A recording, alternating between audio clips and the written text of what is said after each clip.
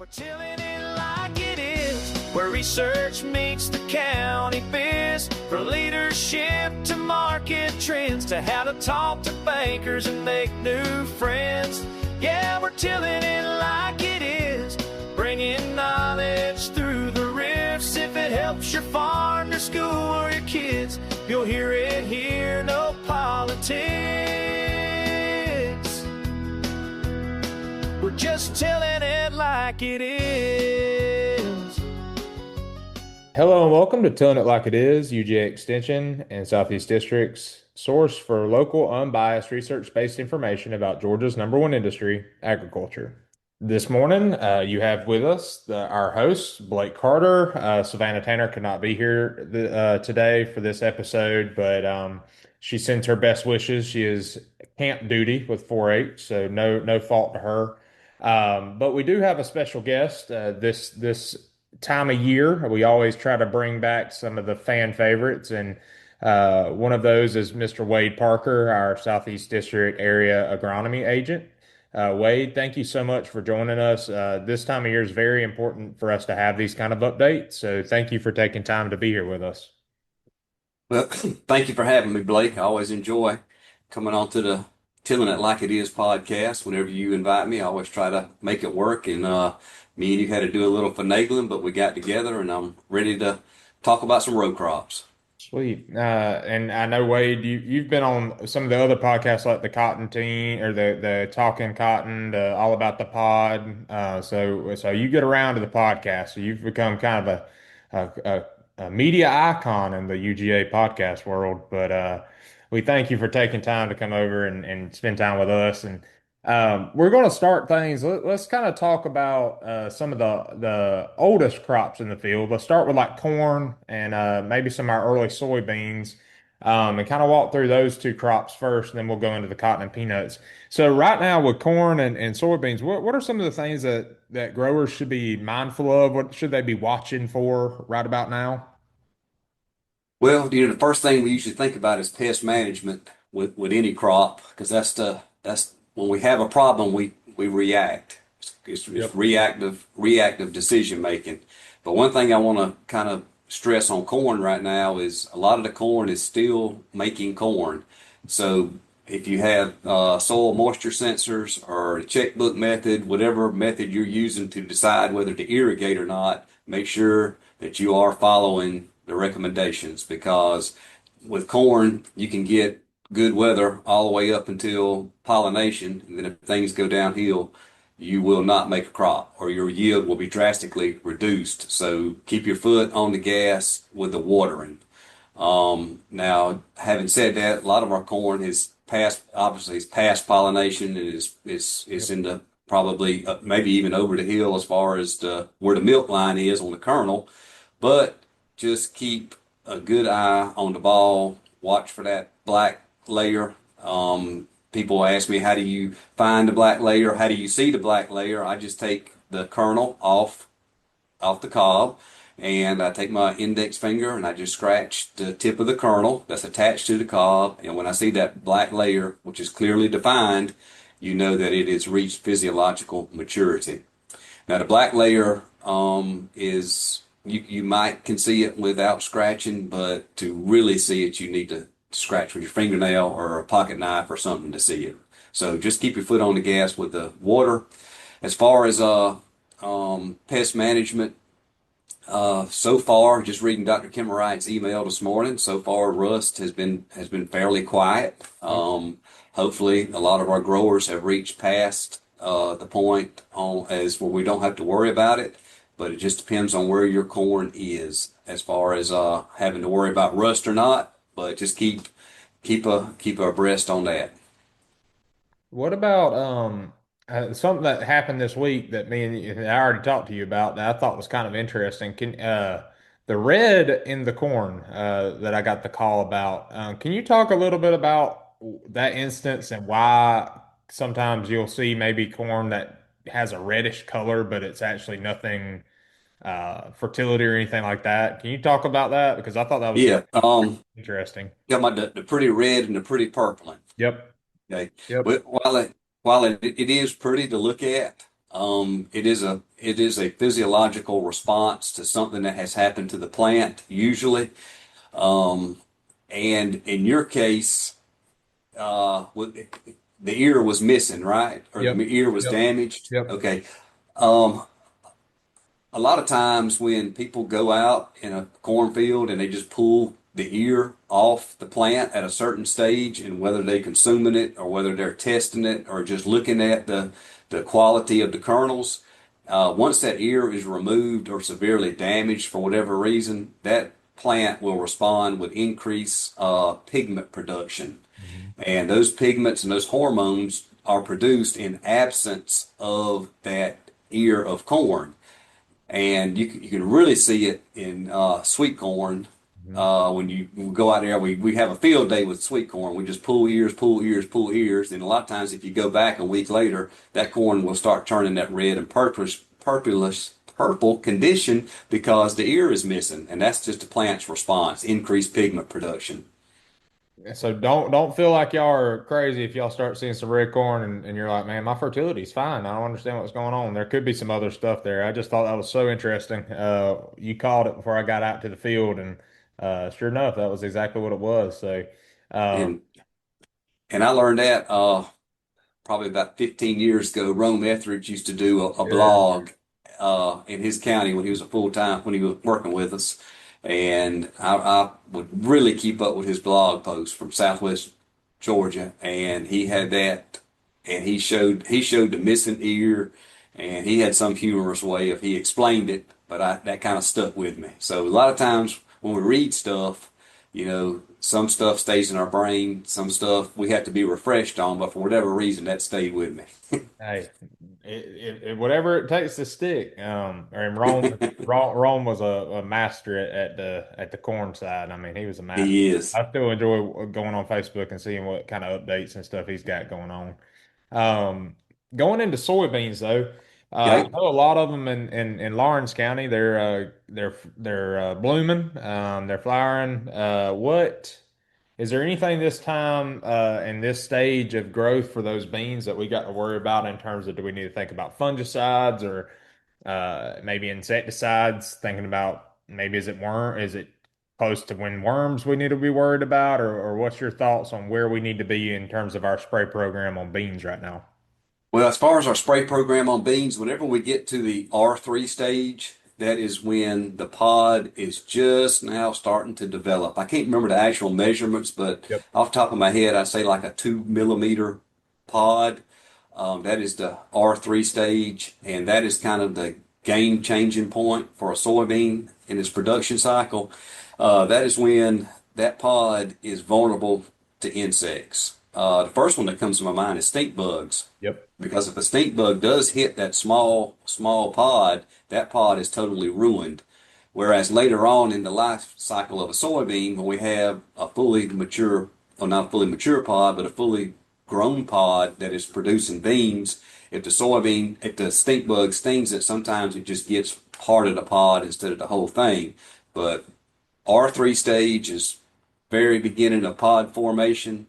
I'm still a firm believer in our recommendation of Dimilin, Hmm. at 2 to 3 ounces of fungicide such as tebuconazole Hmm. and boron. That is the greatest one of the greatest recommendations that Extension has come up with in soybean production because it still works. You Hmm. put your you put your Dimilin out. That gives you season long coverage of velvet bean caterpillars, Yep. um, and scout for stink bugs because you're going over those beans anyway with your Dimilin, boron, and fungicide. And if you do have stink bugs, you can put a pyrethroid in there to kill those. After the R3 stage, Blake, we get into hardcore um, pod formation and grain fill. I would really, really watch out for stink bugs then. Also, kudzu bugs. That was kind of odd. Yeah. I had 2 questions last week on kudzu bugs, and kudzu bugs are not hard to control. Yep. Bifenthrin does an excellent job. But the biggest thing with kudzu bugs is when you walk out in the field, and if you were to see a lot of adults out there, your human instinct is to spray. But just keep in mind, we need to be looking for the nymphs in kudzu bugs. While the adults are not pretty to look at, just really, really look for the very, very small nymphs. And you almost have to have a picture to kind of go by.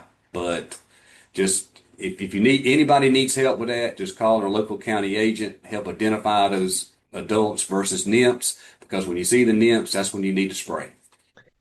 But you don't have to really worry about spraying directly for kudzu unless it becomes a huge problem. Is that right? A huge problem. That's right. I mean, you really, really have. I can't remember the threshold on the nymphs per foot of row, but just follow the thresholds, Yep. and that'll get you where you need to be. Yeah, I had a kudzu question this weekend. So, yep, you're exactly right. They sent me a picture of it and asked, if it was a immature stink bug or if it was something, if it's worrisome or not. They had a couple out there. So, yep, it is that time of year for those for sure. Um, I guess that's all from the soybean and the corn side. So we'll shift over to the peanuts and cotton. Okay. We'll start with peanuts. What any type of weed control do we what about late this after we've been in the field for about a month and a half, 2 months. Where are we at with weed control out there for peanuts? And I guess we can talk cotton too. Where are we at with that? Any Okay. recommendations? All right. So the majority of the peanuts we have moved past the 28-day interval for paraquat Yep. gramoxone. So we have passed that point.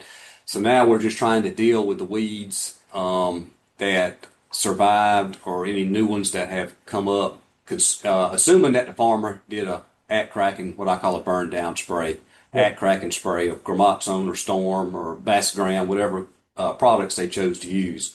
Right now, I'm getting a fair amount of calls on sickle pod, aka coffee weed. Getting that. Also getting some morning glories Yep. that we're dealing with, and some nut. Had several calls on nut grass coming through too. Nut grass is a tough one, but I will say that Cadre at 4 ounces is still working. And Mhm. I know we have a lot of growers that don't want to use Cadre because of the cotton rotation. I understand that. Um, but at the same time, it is still a good product. It is still working on small sickle pod, and it is a decent product on nut grass as well. Yep. And Cadre and a pint of 2,4-DB is an excellent combination after this at crack and spray. Also, stick a dual in there somewhere. I know it's getting dry. I know in my area it's getting drier by the day. But at the same time, if you put that dual out and you do get it activated, that is going to stop a lot of these grasses from coming up and help you on some pigweeds as well. So keep that in mind. Okay. What about with cotton? Have Okay. we we're kind of or have we passed the deadline for the dicamba? I don't think so. I think it's mid-July, isn't it? Think it's mid-July. I have to check on that, make sure.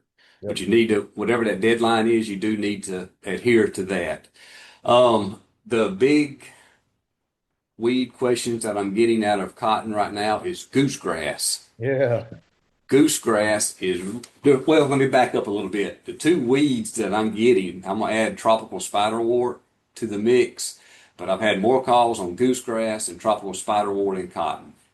Um, the key to the tropical spiderwort starts with residuals early, and knowing the history of your fields, because this tropical spiderwort keeps repeating itself in the fields that you're having a problem with. Because it has those underground seeding capabilities, makes it very difficult to get rid of. Yep. But the key to tropical spiderwort is your duals, your warrants, your residuals, all those products in that category keep it from coming up, and your life is a lot easier. Roundup is, or glyphosate is fair. Liberty, I would say, pour the fair. It burns the tops, makes you feel good for about 4 days, then it comes back screaming. Yep. Roundup and Staple is a good combination for post-emergence. Staple will, that combination, you will see some burn. on your cotton, but assuming good soil moisture, it will come out. So for so growers that are having trouble with tropical spider wart, again, post-emergence, we do have some options, but the bigger it gets, the harder it is to control. Now, Goosegrass, yeah, real quickly, goosegrass is getting to be a problem child in cotton yeah, production. yes, it is.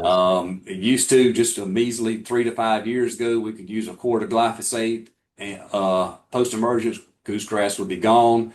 Blake, I'm seeing where it's just yellowing the leaves. Even at a high rate, it is Yep. not killing this stuff. So in a case where you just can't control it, you're gonna have to use pint, 20 ounces of Select plus crop oil.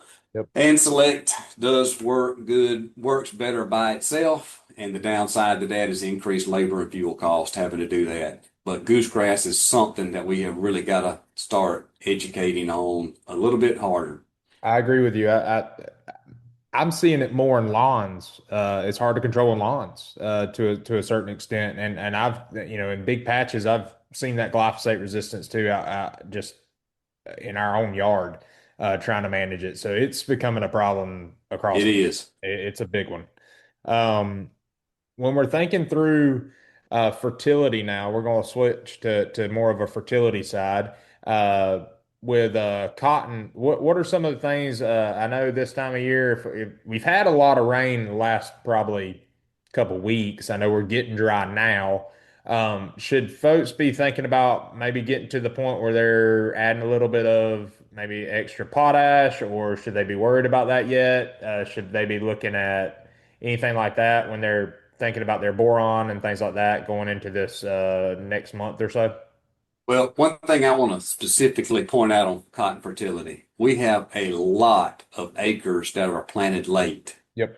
either for whatever reason, but a lot of us had hard packing rains. It kept us out of the field for a while. We had that big dry streak to start with, then it got better. And when it got better, it got too much better. I don't know if that's the correct Yeah. grammar or not, Yeah. Blake, but for the purposes of this, I'm gonna say too much. Too Yep. much was too much. Yep. Um, and that pushed our crop back. So where you have late cotton, June 1st, even May the 31st, I consider that starting to get on the late side. You need to cut back on your nitrogen. How much? Well, it just depends on your soil type and how much you put at planting. But do not go hog wild with nitrogen on this side dress because what's going to happen is you're going to push that plant into a vegetative mode and you're going to have to slow it down. And when that plant starts going vegetative, what does that do? It decreases the fruiting positions, or it Yep. can. And so you're trying to fight growth, and also you want that plant to start running out of nitrogen early so you can manage it. Yep. And I'm a firm believer cotton loves potash and it likes nitrogen, but it loves potash, and that's something that we tend to forget sometimes. So as far as potash, uh, I know Extension is not real big on recommended side dress applications of potash, but I will say in some of these super sandy fields or just lighter Yep. land, I would consider, if you're going to use dry nitrogen, I would consider adding some potash to it, especially where you had these heavy rains that I'm alluding to. So everything's different. So if you're going to use dry nitrogen to side dress and you're under these circumstances, I would consider maybe even adding 30 or 45 pounds of potash. That's a good rule of thumb. And with the late season, we're a little bit a ways out from the picks, but if you plant it on time, should they be thinking about getting their first Oh, application of I pick? would think I think a lot of them have already had their first application. Yep. These varieties we have are very aggressive growing varieties, Yep. and they need to, I mean, if you plant it on time, I'm assuming that one application has already went out. Yep. But we just have thousands of acres that are just now starting to square. Yeah. Yeah. And variety matters a lot with this too. So if you have It a does. really, really aggressive growing variety, that picks is going to be super important. And I've just seen that night and day when you get like a Dynagrow and you actually manage it right with picks. The difference of that versus letting it just grow crazy can really do for your yields. It So can. definitely keep that in mind as you're going through with your variety choices. Make sure you're pixing appropriate for the variety you went with. And I would be more aggressive on picks on this later planted cotton too, just for the reasons I've already given. Yep. Yep. Now, what happens if a field? I'm thinking back to when I was in F&M. There was a case where a field split. You've got some that are to the point where you need to pix, and then you've got another side of the field that's not. Is there a rule of thumb in terms of splitting the difference, or what's the best Well, management for pixing? this is now if there's a fine line where the left is this and the right is that, I would manage those as such. But if you go but if people that go in there and spot plant trying to quote unquote fill in the gaps, Yep. uh, I'm not a real big believer in that. Now, I'm okay with moving to the side and adding some supplemental um, seeds if you have a real bad stand problem, if you can manage it. But to answer your question, I go with the majority of the field. If the majority of the field is at a certain growth stage, I manage with the majority, Okay. and just let the hair go with the hide on the other. I mean, honestly, Blake, especially if you have irrigation, you're kind of controlling the environment to a certain degree. So if you say, okay, I think I've overpixed, Yep. well, you can add supplemental water, and if you have good fertility, that plant will go back into gear. Unless it's just really small. Now, the smaller the cotton, the younger the cotton, the more sensitive it is to PGRs. Yep. But I just kind of go with the majority and manage it as such. Good rule of thumb. All right. Now, last thing I think we want to touch on that we haven't talked about would be fungicides. I'm thinking mainly peanut right this second, but I mean, we can touch on cotton too. But uh, peanut fungicide programs right now. Hey, What are you seeing that we're battling the most at the moment, or what we need to be thinking about preventing at this biggest point?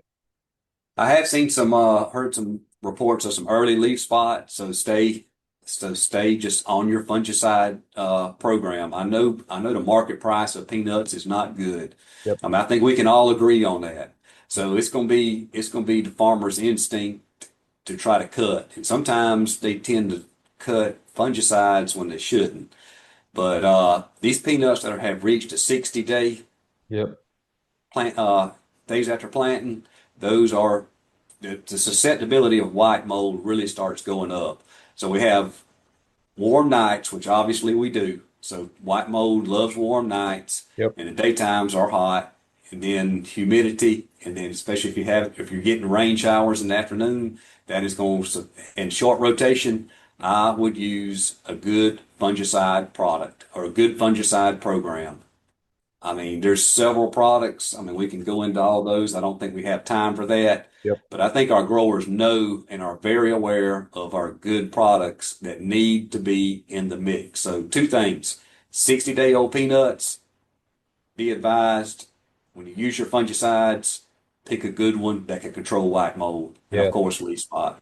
Yes, and I know dryland's a little tougher to kind of touch on when it comes to white mold control because you got above ground and below ground white mold that you can possibly get, and I know there's several cases where they apply a fungicide and it doesn't get reined in properly, so it doesn't get that under the ground control that you're really wanting. But that is something to be mindful of.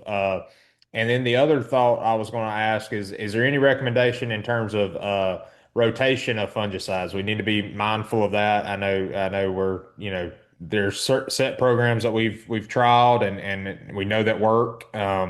But is there any kind of advice for rotation of those fungicides? Maybe they are cutting back. Maybe they're going with a Teb and Bravo as what they're going to go to because it might be the cheapest. But is there a rule of thumb for the rotation? Well, the rotation is important, but if you follow any of our UGA programs, all that is built in and is figured in. Anytime you're swapping modes of action, you are helping on resistance. Yep. Um, Using the same fungicide with the same mode of action leads to resistance. That is why our programs have all that figured into it.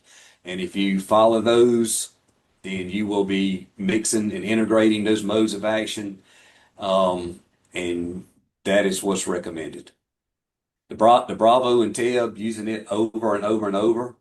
I mean, that's an example that you kind of just you alluded to. Is that is by far the cheapest, Yep. but is it the best? Exactly. That is the question at hand. Yep. Is it the best, and is it going to give you the results that you need to make the highest yield potential? And rotation is so critical in peanuts. Yep.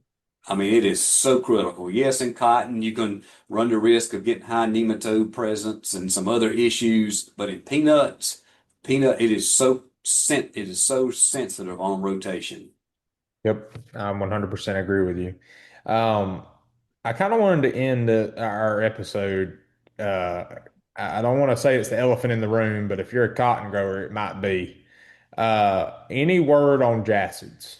Where are we at with that? I know Dr. Roberts came out with his email, so I wanted to kind of pitch the ball in your court to kind of talk through that a little bit. Where are we at with that? Should, Well, Dr. Roberts on his last email, I think he said that he did find some in some yep, fields at relatively low numbers.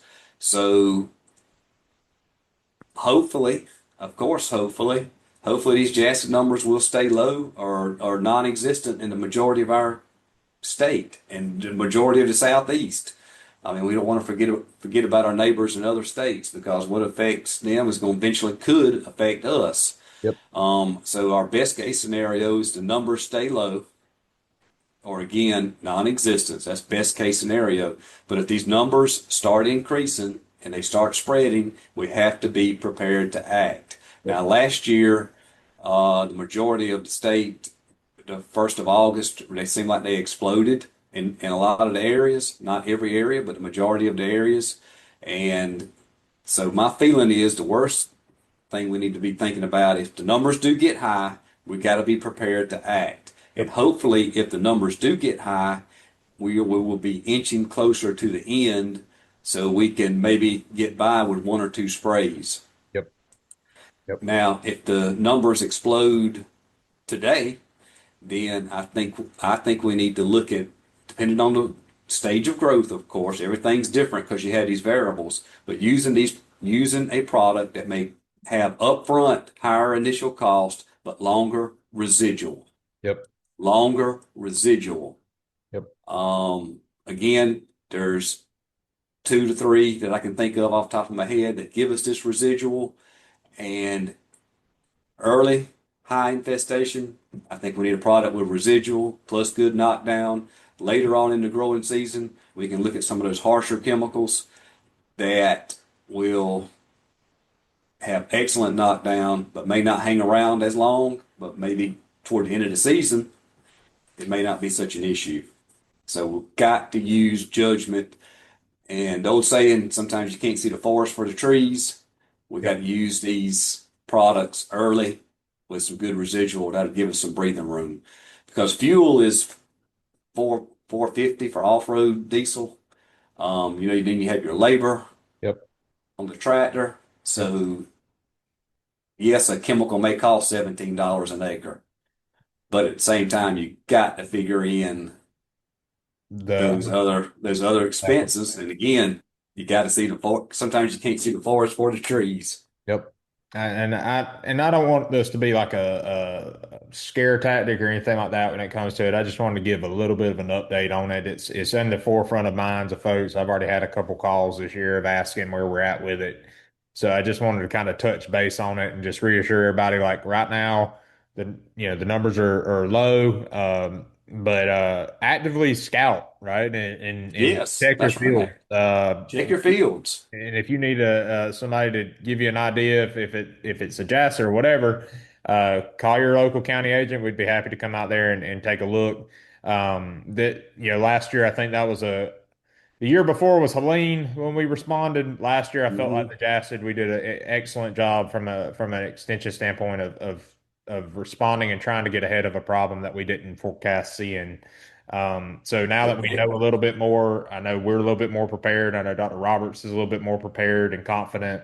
So don't freak out and be scared of it. We'll just keep our eyes out and keep our know what management strategy we need to do when the time comes. Well, any of us that can remember cotton production in the 90s remember spraying pyrethroids every 10 days for bollworms and tobacco budworm. It was literally every 10 days, maybe even 7 in high pressure areas. I just, we just we have to know how to respond. Yep. And again, a lot of us can remember those days when we had to respond regularly to problems. Yep. And when the onset of BT cotton really was a game changer in Georgia cotton production.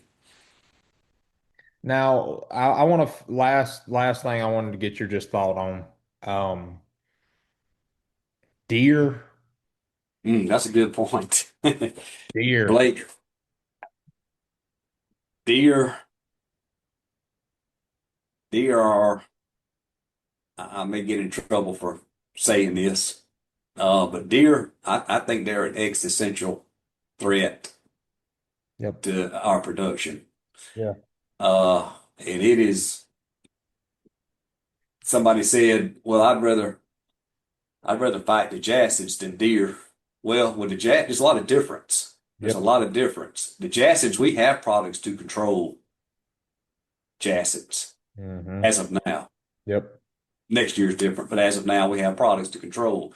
But these deer are just leaving us in limbo as far as management techniques and what we can do and what we can't do to try to manage this problem. And I can just tell you from personal experience that, you go out to a field at 10 o'clock at night and let's just say you scare them off or you do whatever you're Hmm. legally allowed to do. And you come back 2 hours later and they're right back. I mean, they're just like they're just getting used to people. They're getting used to loud noises and they'll almost come up to you and eat out of your hand. They are that used to people and they stay out there all night. And I've heard mixed results on the repellents. Some people have really, I've heard some really good things about some repellents. Some of the other people say, they get washed off when the first rain comes. So I've had some mixed results, but I will say overall, I think the mood and attitude on repellents does seem to be better this year. I agree with I that. don't know. I don't know if it's because they have improved or the people are using them more and learning more about them. But I will say the repellents are getting a better rating this year. Hmm. Real quick, one more thing on the deer is they seem to be in peanuts worse this year. Usually, I'm not saying they won't eat the tops out of peanuts or they won't trim them, but they really seem to be gravitating toward peanuts this year. I do not have an answer as to why, but I've had more complaints on deer with peanuts than I have in the past. I, I I know that the peanuts are getting hammered, but I tell you, I know it's kind of a commonplace, but soybeans, man, I was just in a field last week and I mean, it looked like fallen soldiers. They just went down the line Yes. clipping it. And I mean, it's bad. I mean, it I was mean, awful. it's a heartbreak when you see 100 acre field that's got a brand new pivot in it and a well that's only been there for 5 years and That's a buffet. And that's a half of it mowed buffet. down. Yeah, that's a buffet for deer, is Yep. what it comes down to. And Well, the I've also, hogs, yeah, I was about to say, Lawrence, we've been dealing with a lot of hog issues too, pretty bad. a lot more hogs this year, seem like for whatever reason. Yeah. I wonder if it has the weather pattern and stuff like that probably has something to do with it. Finding water, we went through that drought period and getting to the water and stuff like that. And now we've got some more rain, so they're kind of moving around. But it is a problem. But I do know that I did hear a couple of farmers talk about some of the improvements to the hunting side of it, the license piece to be able to shoot and kill those deer and stuff like that, and get some of the hunters that help hunt those fields and stuff get a little bit more time or some better lessen restrictions. Let's put it that way on some of that stuff. So I do think we're getting positive responses from maybe some partnerships with working with DNR and things like that. So hopefully, I know we don't have a miracle cure yet, but in a couple years No, maybe there'll be something that comes pretty positive out of it. no, but like I said at the start of the topic, yeah, I do think that wildlife are an existential threat, and I don't. I just hope we can come up with something. I agree with you. Well, Wade, I certainly appreciate it. I know we've been talking for a long time. Is there anything left that you might want to give as a just something about the row crops? We might have you on towards the end when we talk defoliation, things like that. But is there anything left for this time of year that we didn't cover that you might want to say or anything like Just that? just work hard. Just work hard to have your timeliness of operation. Timing is so important in everything I discussed Yep. because nature doesn't wait. Yes. Nature does not wait, and timing is so critical on all these topics. And I know it's a lot of land to cover in a short time, but just being timeful is so important. And hopefully our economic conditions will improve. Yep. I agree with you. And and Blake, don't forget about the mid-year I meeting. was about to say that. Yep. Let's put a plug in for that. Yep, mid-year cotton meeting. That's going to be July the 29th, and that's going That's to be in correct. Statesboro, In Georgia. Statesboro. Yep. Um, Just Just watch out for notices coming from the extension offices. We love to have as many people as we can yep, at our mid-year meeting in Statesboro. And we yep, also had the Midville Field Day. If you're in that yes. area on August the 12th, we'd also love to have you there too. So we got two events Yep. coming up. We had the And mid-year meeting July 29th, Cotton, and the Midville Field Day on August the 12th. And if y'all are, if you're a grower and you've never been to either one of those, not just the information and getting with other folks to kind of bounce ideas and thoughts, similar thoughts and updates on, but they give away some good prizes for the growers. So if y'all are in the area and want to come by to either one of those events, definitely recommend it. Like Wade said, look for extension offices to post on their blogs and social media. And then also the Cotton Commission should also be sharing out some information on that as well. Yes. I'm excited for that. It's always a good time. Both events are very good events. So I think that's everything. We're going to wrap it up. Okay. So until next time, Wade, thank you so much for being here. And then everybody else, just keep telling it like it is. Thank you All so right. much. Thank you, Blake.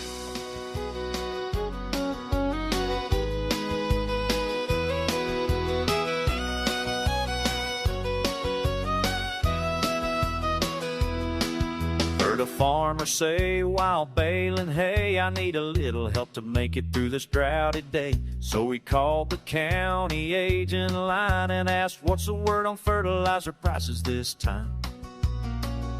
From the small towns to the fields we roam, we keep producers growing strong close to home. We're tilling it like it is, where research meets the county biz. For leadership to market trends, to how to talk to bankers and make new friends. Yeah, we're tilling it like it is, bringing knowledge through the rifts. If it helps your farm, your school, or your kids, you'll hear it here, no politics. We're just telling it like it is.